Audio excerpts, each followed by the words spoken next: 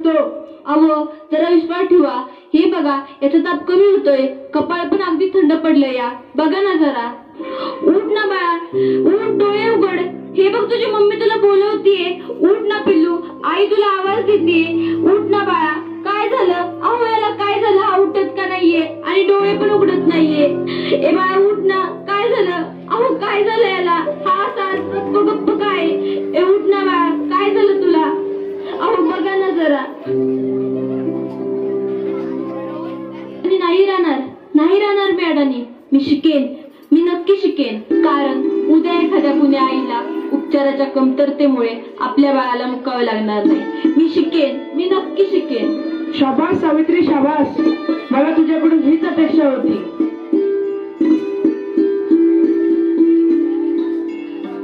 अगं बाई, मला माहितीच नव्हतं सूर्य हा पृथ्वीच्या गोल फिरतो. अगं सूर्य पृथ्वीच्या गोल फिरत नाही, पृथ्वी सूर्याभोवती फिरते. समजलं? चल गावंढळ. तुम्ही मला सारखं सारखं गावंढळ म्हणत जाऊ नका हो. लाज शरम सगळी विकून खाल्ली आहे या सावित्रीने. कलियुग आहे रे बाबा, कलियुग. उद्या डोक्यावर मिरे वाटेल तेव्हा कळेल या सुभद्रावांना. असं कोणी आपल्या बायकोला शिकवतं का? सगळं जग नष्ट होईल.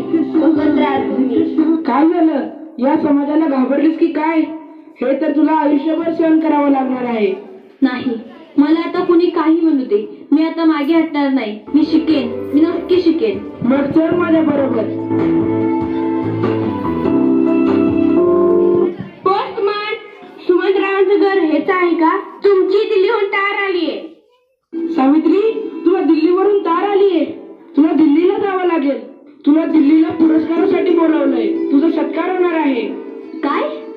आज हे फक्त तुमच्यामुळे शक्य झालं, नाहीतर मी एकटी काहीच करू शकले नसते. Congratulations, keep it up. महिलांचा सन्मान वाढवला तुम्ही. आज माझ्या हातात ही डॉक्टरकीची पदवी नसून उद्याच्या त्या सोनेरी क्षणाची चावी आहे, ज्याच्यावर आजपर्यंत फक्त अंधविश्वास व नकारवक्तेचे कुलूप लागले होते. माझ्या देशात अशा अनेक महिला आहेत ज्यांची स्वप्न चुलीच्या धुरात हरवून गेली आहेत. मला असं वाटतं ही स्वप्नांची पतंग खुल्या आकाशात उडावी आणि प्रत्येक घरात सुमंत्राव असावे.